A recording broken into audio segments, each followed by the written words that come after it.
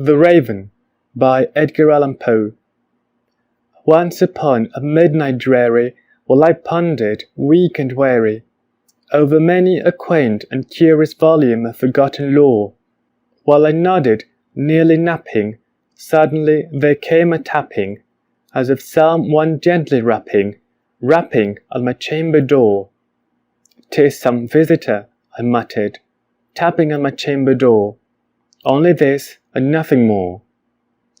Ah, distinctly I remember it was in the bleak December, and each separate dying ember wrought its ghost upon the floor. Eagerly I wished the morrow, vainly I had sought to borrow from my book surcease of sorrow, sorrow for the lost Lenore, for the rare and radiant maiden whom the angels name Lenore, nameless here for evermore.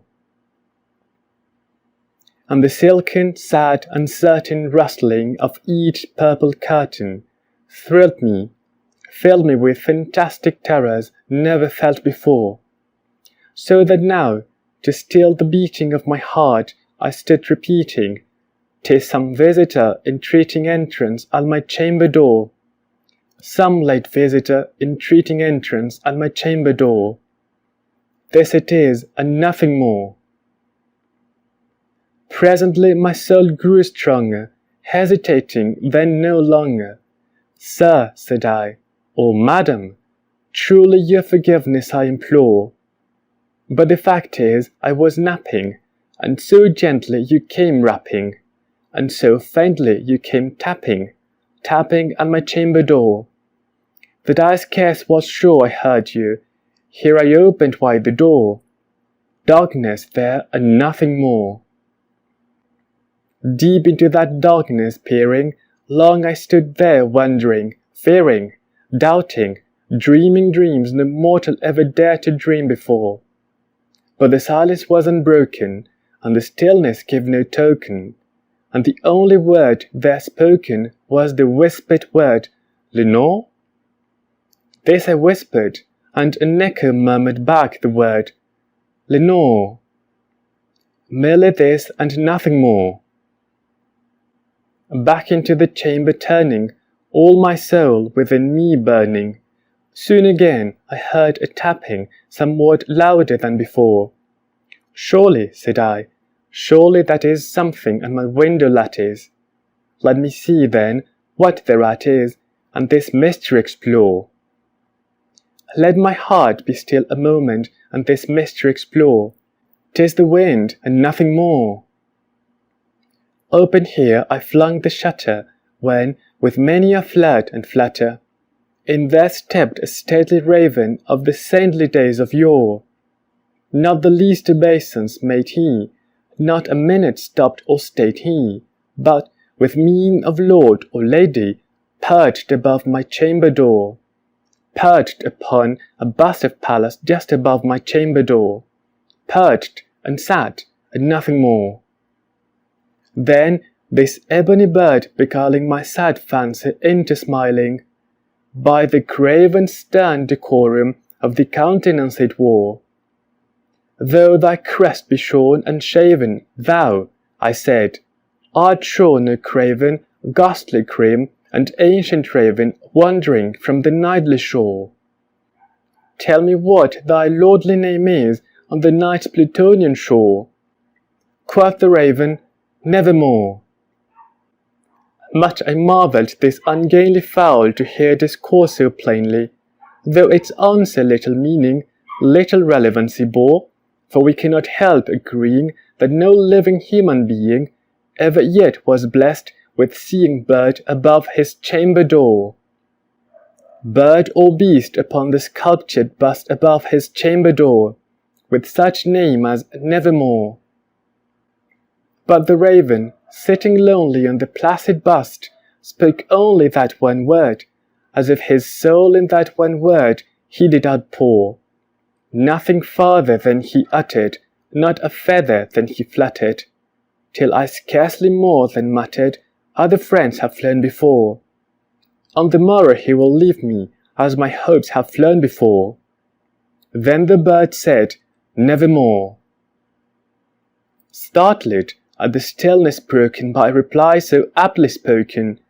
"Doubtless," said I, "what it utters is its only stock and store, caught from some unhappy master, whom unmerciful disaster followed fast and followed faster till his songs one burden bore, till the dirges of his hope that melancholy burden bore of never, nevermore." But the raven still beguiling all my fancy into smiling, straight I wheeled a cushioned seat in front of bird, and bust and door.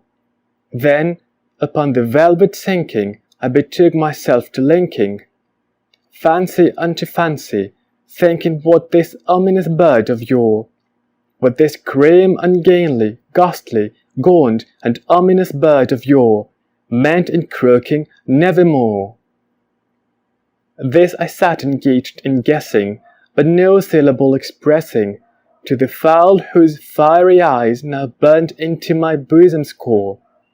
This and more I sat divining, with my head at ease reclining, on the cushion's velvet lining that the lamplight gloated o'er, but whose velvet violet lining with the lamplight gloating o'er, she shall press, nevermore. Then, methought, the air grew denser, perfumed from an unseen censer, swung by seraphim whose footfalls tinkled on the tufted floor. "Wretch," I cried, "thy God hath lent thee, by these angels he hath sent thee, respite, respite and nepenthe from thy memories of Lenore. Quaff, quaff this kind nepenthe, and forget this lost Lenore." Quoth the raven, "Nevermore." "Prophet," said I, "a thing of evil, prophet still, if bird or devil, whether tempest sent, or whether tempest tossed thee here ashore, desolate yet all undaunted, on this desert land enchanted, on this home by horror haunted, tell me truly, I implore, is there balm in Gilead? Tell me, I implore." Quoth the raven, "Nevermore." "Prophet," said I, "a thing of evil, prophet still, if bird or devil, by that heaven that bends above us, by that God we both adore, tell this soul with sorrow laden if, within the distant Eden, it shall clasp a sainted maiden, whom the angels name Lenore, clasp a rare and radiant maiden, whom the angels name Lenore." Quoth the raven, "Nevermore."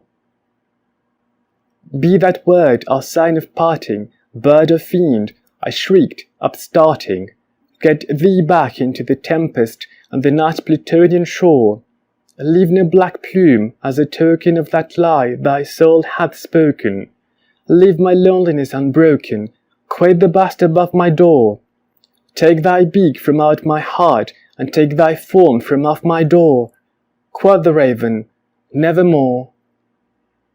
And the raven, never flitting, still is sitting on the pallid bust of Pallas just above my chamber door, and his eyes have all the seeming of a demon's that is dreaming, and the lamplight o'er him streaming throws his shadow on the floor, and my soul from out that shadow that lies floating on the floor shall be lifted, nevermore.